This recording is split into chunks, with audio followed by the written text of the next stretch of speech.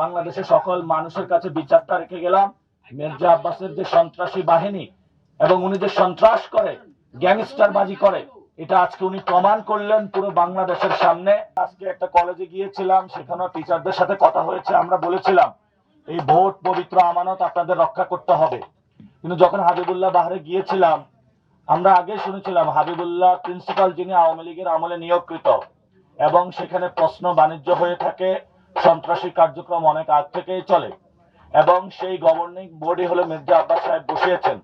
তো আমি আজকে পুরো বাংলাদেশের কাছে ওয়ালটন বিএলডিসি ফ্যান খরচ বাঁচে 65% পর্যন্ত। ওয়ালটন বিএলডিসি ফ্যান ছড়ায় স্বস্তির সবুজ হাওয়া। এই যে আমাদের উপর সন্ত্রাসী হামলা হলো, ছাত্র দলের যারা হামলা করলো, সন্ত্রাসী হামলা আমাদের উপরে, মির্জা আব্বাসের যে বাহিনী, আমি পুরো বাংলাদেশের কাছে বিচার দিলাম।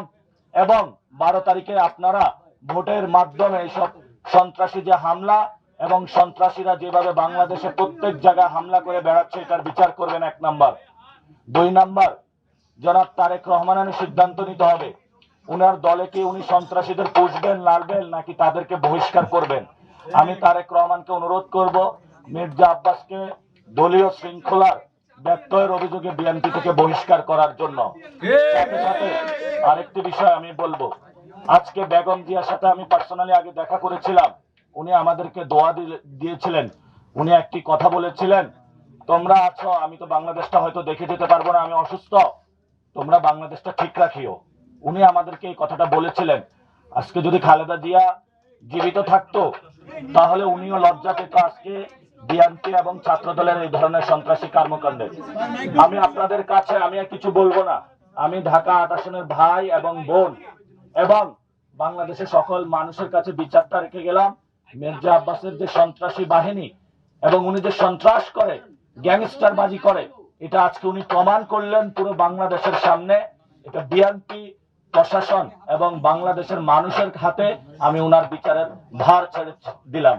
শহীদ উসমান হাদি ভাই বলেছিল যে উনার বিচারের কথা, আজকে যদি ওনার বিচার হতো তাহলে এই ধরনের দুঃসাহসিক কর্মকাণ্ড তারা করতে পারতো না। আমরা মনে করি বিচারহীনতার সংস্কৃতির মধ্যে রয়েছে। ইলেকশন কমিশন আজকে দেখছে এবং তারা উল্লাস করছে একটি দলের পক্ষে। তারা আমাদেরকে একটি খালি মাঠে ছাড়ি দিয়েছে যেখানে আমাদের কোনো নিরাপত্তা নাই। আমরা ইলেকশন কমিশনকে বলবো, সুষ্ঠু নির্বাচনের দায়িত্ব আপনাদেরকে দেওয়া হয়েছে, আপনারা একটি সুষ্ঠু ইলেকশনের দিকে যান। আমরা সহযোগিতা করতে চাই। এর মধ্যে আমরা খোঁজ পেয়েছি 50 জন প্রার্থী ঋণ খেলাপি এবং দ্বৈত নাগরিককে অনুমোদন দিয়ে বাংলাদেশের মানুষ ভোট দেওয়ার আগেই ইলেকশন কমিশন তাদেরকে সংসদে পাঠানোর ব্যবস্থা করেছে। এবং বাংলাদেশে এই গণ অভ্যুত্থানের পরে প্রথম বাংলাদেশে যেই দুর্নীতির কাজটা ইলেকশন কমিশন করেছে, এটা বাংলাদেশের জন্য একটি লজ্জা। তারা মানুষ ভোট দেওয়ার আগে হলো গোল দিয়েছে। এখানে উপস্থিত আছেন আমাদের দলের প্রধান জনাব নাহিদ ইসলাম, যিনি সে 1 দফার ঘোষণা করেছিলেন এবং সেখানে বলেছিলেন যে ফেসিবাদী ব্যবস্থার বিলোপ। ঢাকা 8 আমি যেটা দেখেছিলাম, এখানে সন্ত্রাসী, চাঁদাবাজি, দুর্নীতি সবকিছু আছে, শুধু ব্যক্তির পরিবর্তন হয়েছে, আরেক ব্যক্তি এটা টেক ওভার করেছে।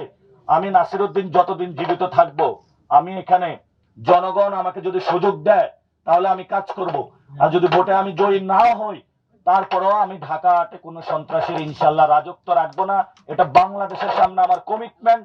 আমি সন্ত্রাস, চাঁদাবাজ, দুর্নীতির বিরুদ্ধে ইনশাল্লাহ লড়ে যাব।